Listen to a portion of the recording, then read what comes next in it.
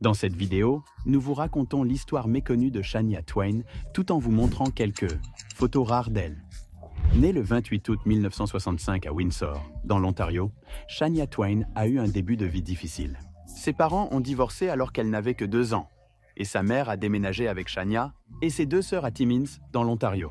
Ayant grandi au Canada, Shania n'a jamais connu son père biologique, mais malheureusement, ce n'était pas la seule épreuve qu'elle allait devoir affronter.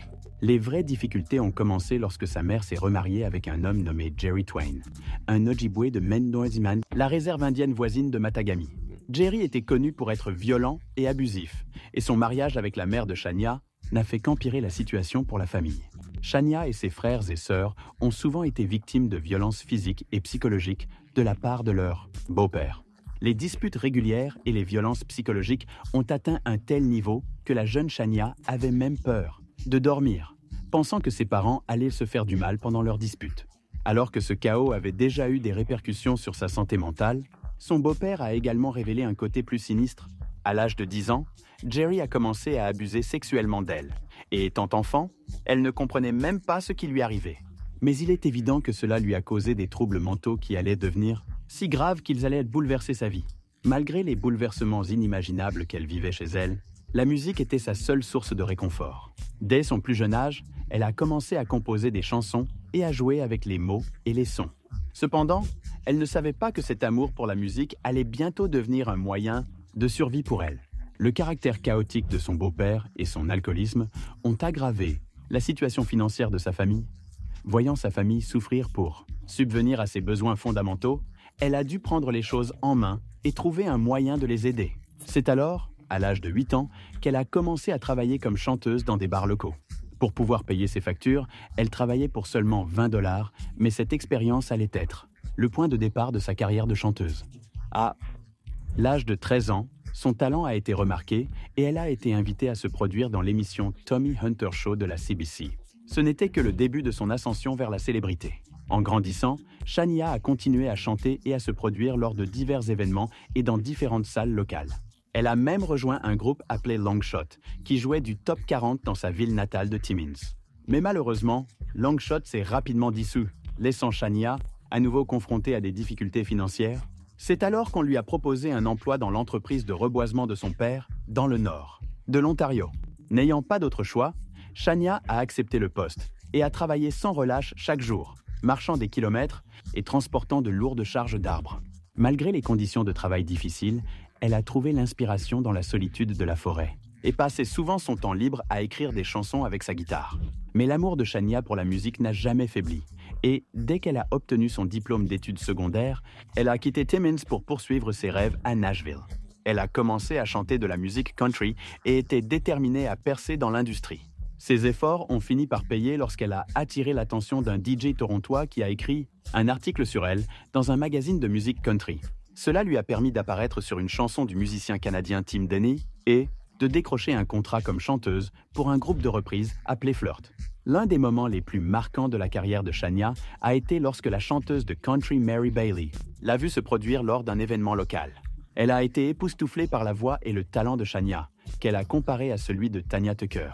Cette rencontre a donné à Shania la confiance et la motivation dont elle avait besoin pour continuer à aller de l'avant.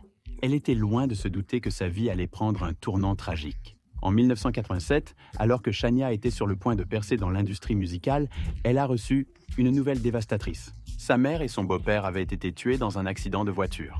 Le cœur brisé et se sentant perdue, Shania a mis ses rêves en suspens et est retournée chez elle pour devenir mère porteuse de ses 4 frères et sœurs. Pendant 6 ans, elle a consacré sa vie à prendre soin de sa famille et à la soutenir en chantant dans un centre de villégiature locale. Mais malgré son altruisme, Shania ne pouvait ignorer sa passion pour la musique et son désir de réussir. En 1993, elle a enfin signé avec une maison de disques et a changé son nom pour Shania, qui signifie « en route » en Ojibwe. À partir de là, elle a travaillé sans relâche sur son premier album et a fini par attirer l'attention du producteur musical Robert Mutt Lange, qui allait devenir une figure importante de sa carrière. Shania et Mutt se sont immédiatement bien entendus, et pas seulement sur le plan professionnel. Ils tombent profondément amoureux et se marient en 1993. Ensemble, ils écrivent toutes les chansons du 2e album de Shania, The Woman in Me, qui sort en 1995 et connaît un succès immédiat, se vendant à plus de 12 millions d'exemplaires rien qu'aux États-Unis. Cet album consolide non seulement la place de Shania dans l'industrie musicale, mais la confirme également comme une artiste crossover appréciée tant par le public country que pop. Mais Shania ne s'est pas arrêtée là. Elle a continué à repousser les limites avec son troisième album studio, Come On Over, sorti en 1997. Avec des tubes comme You're Still the One et Man, I Feel Like a Woman, l'album s'est vendu à 40 millions d'exemplaires dans le monde et est devenu l'album le plus vendu par une femme de tous les temps. La percée internationale de Shania est alors officiellement confirmée, sa musique touchant un public du monde entier. Elle sort même une version remixée de l'album pour le marché européen, ce qui lui permet de connaître encore plus de succès et de reconnaissance. Mais le succès de Shania ne s'arrête pas à la musique. En 1998, elle se lance dans sa première grande tournée, qui remporte un énorme succès et lui vaut 2 fois de suite le prix de la tournée country de l'année. Elle a continué à battre des records et à entrer dans l'histoire, avec Come On Over, qui a passé 99 semaines dans le classement Billboard 200, un record. En 1999, elle a reçu le très convoité prix Entertainer of the Year aux Country Music Awards, devenant ainsi la première artiste féminine à remporter ce prix en plus de 10 ans. Son impact sur l'industrie musicale était indéniable et Shania Twain s'est imposée comme une figure emblématique de la musique country et pop. En 2000, Shania devait sortir un album de Noël, mais le projet a finalement été annulé. Cela ne l'a toutefois pas empêché de continuer à partager sa musique avec le monde entier.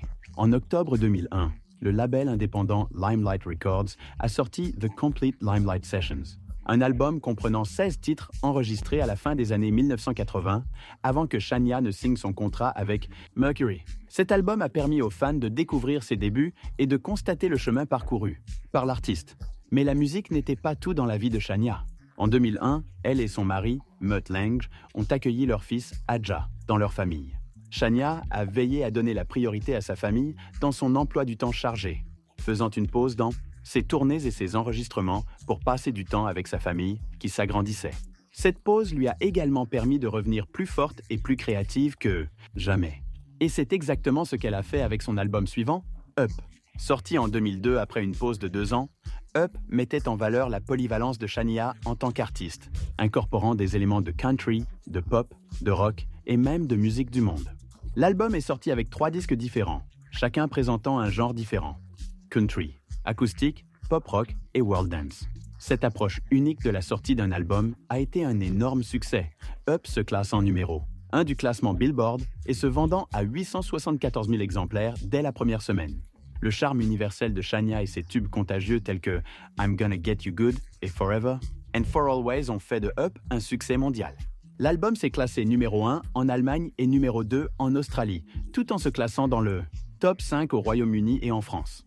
La version internationale de l'album a même été remixée avec des parties orchestrales et percussives de style indien enregistrées à Mumbai, en Inde, ajoutant un élément unique et captivant à la musique.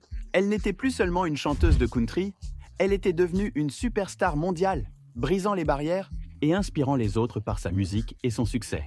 Mais alors que la carrière de Shania atteignait de nouveaux sommets, elle a été confrontée à un obstacle qui a bouleversé sa vie et menacé de réduire à néant tout ce pour quoi elle avait travaillé.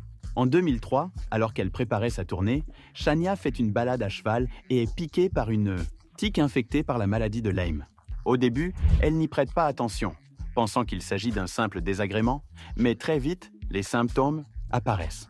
Vertige, perte d'équilibre et évanouissement fréquent la tourmentent à chaque instant, rendant difficile le simple fait de se tenir debout sur scène, sans parler de chanter. Le diagnostic de la maladie de Lyme a été un choc terrible pour Shania. Elle avait peur, non seulement pour sa carrière, mais aussi pour sa santé et son bien-être. La maladie a également affecté ses cordes vocales, lui rendant presque impossible de contrôler sa voix. Shania pensait avoir tout perdu, sa belle voix, sa carrière couronnée de succès. Tout cela à cause d'une petite piqûre de tique. Ce fut une expérience terrifiante, surtout pour quelqu'un qui avait bâti toute sa carrière sur sa voix et sa présence sur scène. Mais le pire était encore à venir. Non seulement Shania luttait pour sa santé et sa voix, mais elle devait également faire face à la trahison ultime de son mari et meilleur ami. En 2008, il a été annoncé que Robert Lang, le mari de Shania depuis 15 ans, avait une liaison avec sa proche amie et assistante personnelle, Marianne Thébault. Cette révélation a brisé le monde de Shania et l'a laissée sous le choc. Pendant des années, Shania avait fait confiance à Robert, tant sur le plan professionnel que personnel. Il n'était pas seulement son mari, mais aussi son producteur et son collaborateur sur tous ses albums. Et maintenant, cette confiance était brisée en 1000 morceaux. Alors qu'elle luttait pour accepter cette trahison, Shania devait également faire face à la fin de son mariage et à la fin de l'un des partenariats les plus fructueux de l'histoire de la musique. Elle avait non seulement perdu son mari, mais aussi sa meilleure amie. Dans une interview avec Oprah Winfrey, Shania s'est confiée sur cette période dévastatrice de sa vie. Elle a déclaré « Alors que je cherchais à comprendre ce qui causait cette perte de contrôle de ma voix et ce changement dans ma voix, je faisais face à un divorce. Mon mari m'a quitté pour une autre femme. Je suis maintenant dans une période très difficile et je ne vois plus l'intérêt de poursuivre ma carrière musicale. Tout ce pourquoi elle avait travaillé et construit sa vie semblait s'effondrer devant ses yeux. Mais Shania a refusé de laisser cette trahison et ce chagrin la définir. Elle s'est éloignée des projecteurs pour se concentrer sur elle-même et sur sa guérison. Les années ont passé sans que Shania ne sorte de nouveaux titres ni ne donne de nouvelles. Beaucoup se demandaient si elle reviendrait un jour dans l'industrie qui lui avait causé tant de souffrance. Puis, en 2011, quelque chose d'inattendu s'est produit. Shania a annoncé ses fiançailles avec Frédéric Thébault, l'ex-mari de Marianne. Ce rebondissement surprenant était aussi magnifique, montrant que l'amour peut parfois se trouver là où on s'y attend le moins. Le couple s'est marié le 1er janvier 2011 lors d'une petite cérémonie au coucher du soleil à Porto Rico. Et leur union est toujours aussi solide. En fait, c'est en voyant comment Frédéric Thébault a géré son chagrin que Shania est tombée amoureuse de lui. Elle a déclaré « En voyant Fred traverser la même chose que moi, j'ai admiré la façon dont il a géré la situation. C'est là que je suis tombée amoureuse de lui, parce qu'il était exemplaire à tous points de vue. » Et il semble que leur amour n'ait fait que se renforcer au fil des ans.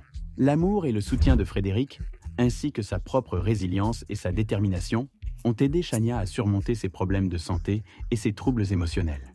Elle a subi plusieurs opérations chirurgicales pour retrouver le contrôle de sa voix, prouvant ainsi qu'elle n'était pas prête à laisser quoi que ce soit entraver sa carrière musicale. Et en effet, comme elle l'avait prédit, son retour a été plus grand et meilleur que jamais. En 2011, Shania a sorti son premier single en 6 ans, Today is Your Day, qui a connu un succès immédiat. L'année suivante, elle a collaboré avec le légendaire producteur David Foster sur un duo avec Lionel Richie, Endless Love. Et comme si cela ne suffisait pas pour montrer sa force et sa détermination, elle a également publié son autobiographie à partir de ce moment-là. Le plus grand retour de Shania a eu lieu en 2012, lorsqu'elle a annoncé qu'elle allait se produire au Caesars Palace de Las Vegas. Intitulé Still the One, le spectacle a été présenté de décembre 2012 à décembre 2014 et a été acclamé par la critique. Tout au long de cette période, Frédéric est resté à ses côtés en tant que plus grand supporter et amour de sa vie. Même pendant sa résidence à Las Vegas, Shania a continué à travailler sur de nouvelles chansons. En 2013, elle a annoncé qu'elle était à la recherche du producteur idéal pour son prochain album. Elle a même pris une pause dans son spectacle à Las Vegas pour se concentrer sur l'enregistrement en studio. Mais Shania ne s'est pas limitée à Las Vegas.